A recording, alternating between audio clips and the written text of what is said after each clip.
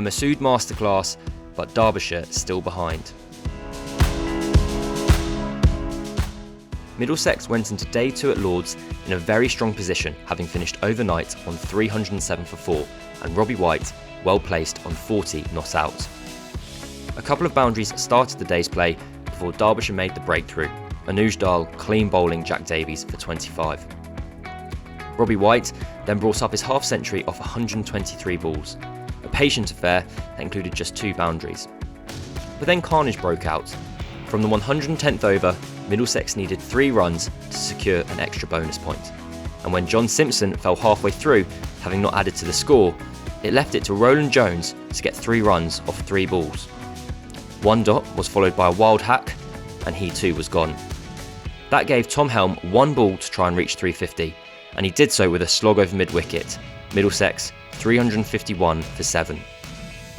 White continued the attack, striking Thompson for 6 runs, but would fall to the bowling of Connors with Middlesex approaching 400. The 400 would arrive, but Ethan Bamber would depart, caught behind to give Connors his 3rd, and soon enough Tim Murtagh was out as well. LBW to Thompson as he picked up a 4-wicket haul, and Middlesex all out for a 401 at lunch.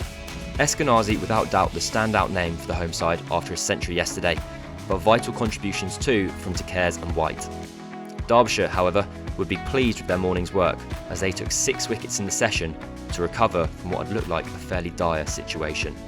Derbyshire fans got their first look at new opener Shan Masood, who started with the boundary but was otherwise in watchful fashion as just 16 runs came off the first 10 overs of the innings as Tim Murtagh and Ethan Bamber kept it tight.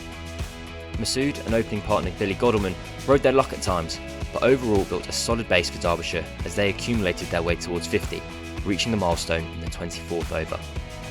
And it wasn't until the 28th over where Derbyshire would really be seen to cut loose, 12 runs coming off Toby Rowlands-Jones' over as the visiting side approached tee at 65 for no loss. But the breakthrough did arrive as veteran Murtagh opened his account for the season, swinging the ball back through Godalming's gate. Wicketkeeper Brooke Guest was at 3, and him and Masood would take their side through to the break without any further loss. Derbyshire on 77 for 1, with Masood on 45. After the interval, debutant Masood would reach his half-century in a promising start to life at his new club. He would lose his partner Brooke Guest though at the other end, as he fell to the bowling of Tom Helm for just 2.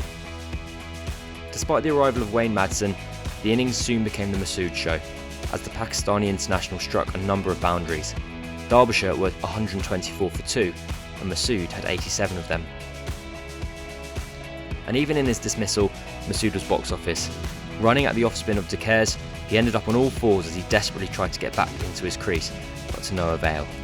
Derbyshire had only added 20 more runs when their next wicket fell, as Madsen was trapped LBW by Bamber to give the seamer his first wicket of the season.